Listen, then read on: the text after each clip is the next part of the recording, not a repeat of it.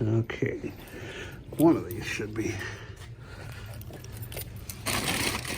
Maybe. Nope.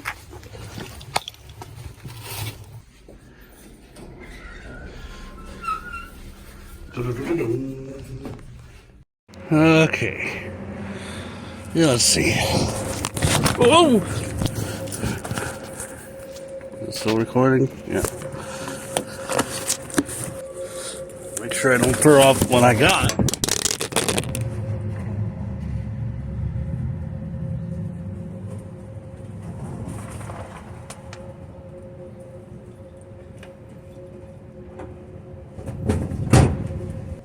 Thought I saw it. All right.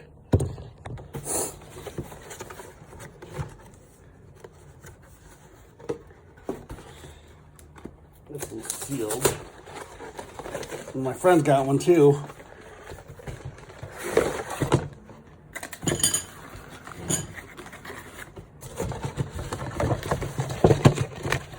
Oh, yep. I heard the adapter for it.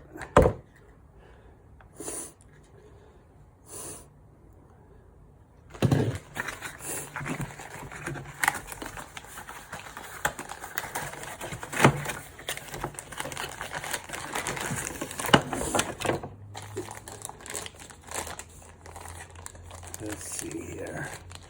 Sealed, I think.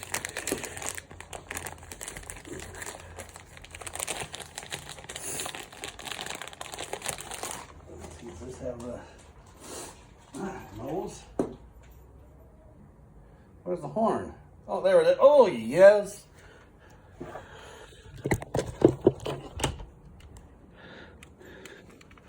Actually, I'll show you when I open it up. Actually, I'm going to have to probably charge this thing. Okay, I'm on the iPad now.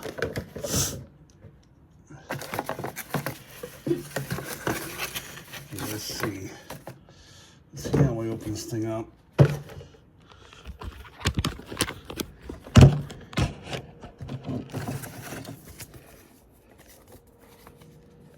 I was able to get it open and redoing this because the previous one didn't go out very good.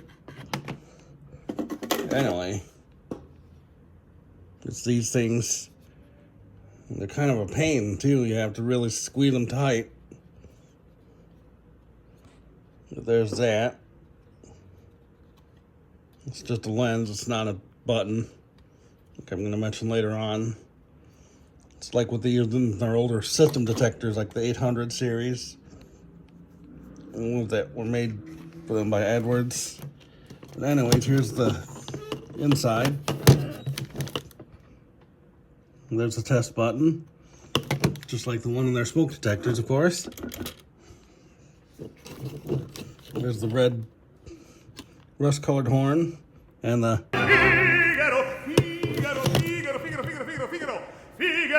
gas sensor. And there's your sensitivity adjust.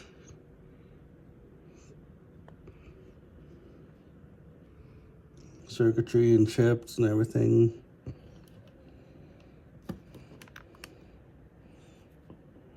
October 24th, 1978. There we go.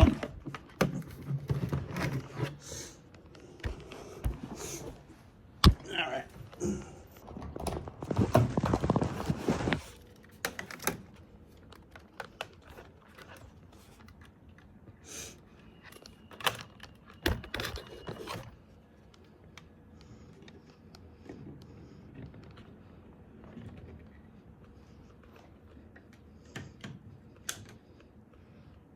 Let's see.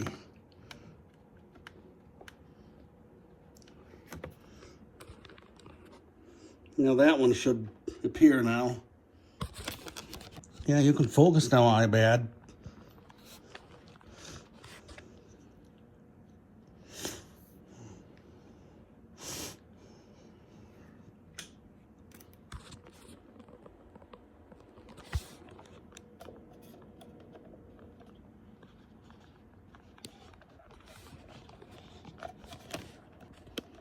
Let's watch, see that thing go on.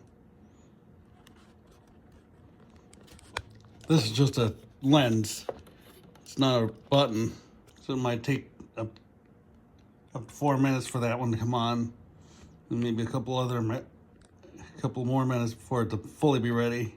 Or if it just comes on right away or like fades in. Let's see. As you can probably guess, this is maybe a BRK.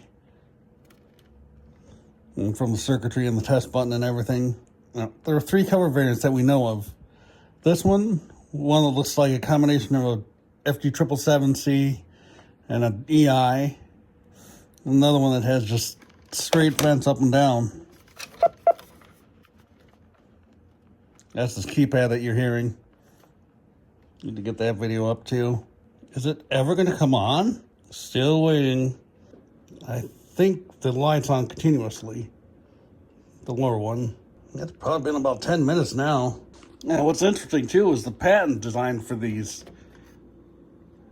This says smoke alarm housing. Oh, did it turn on? No. It's been a long time. You'd think it'd be ready by now. Feels warm. Still nothing. Oh, did the other? No, I thought the other light went out. 20 minutes later.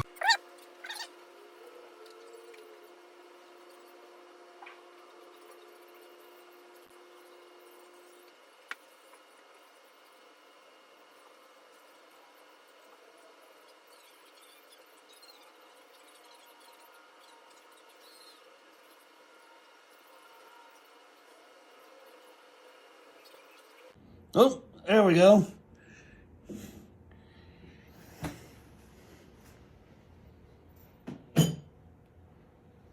Boy, that took a while for it to finally warm up. Let's give it a little more time, maybe. They're both about the same brightness. There we go. Did you hear it? Obviously you heard it.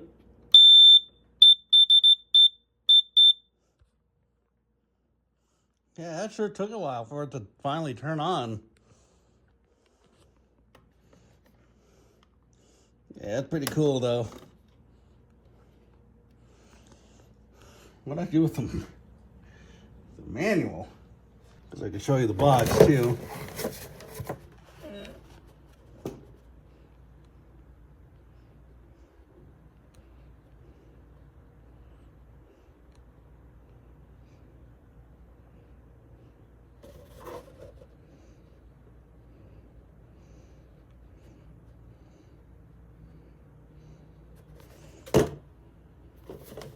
And of course, I'm eventually going to be after the other one too.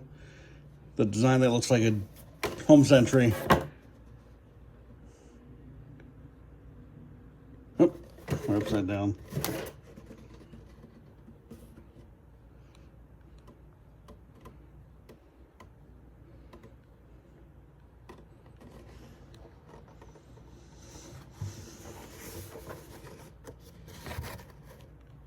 Like the light blue of the box.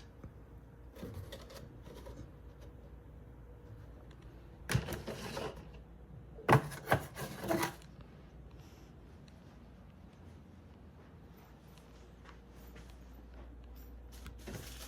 thought that was the manual. There it is. Drop to the floor.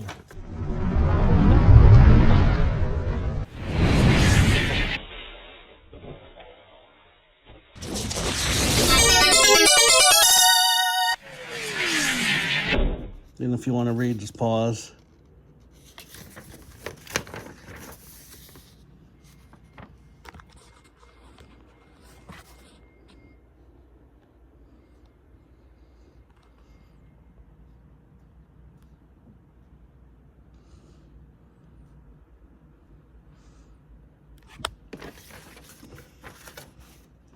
Much smaller manual than their alarms. Or smoke alarms, I should say.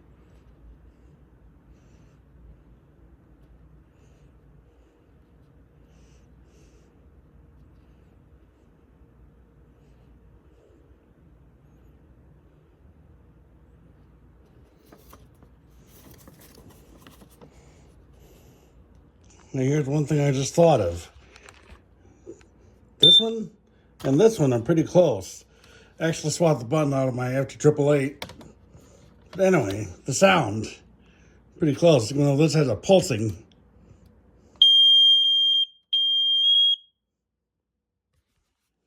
The thing is, you might not notice this pulsing if they went off in the middle of the night. You know, let's see.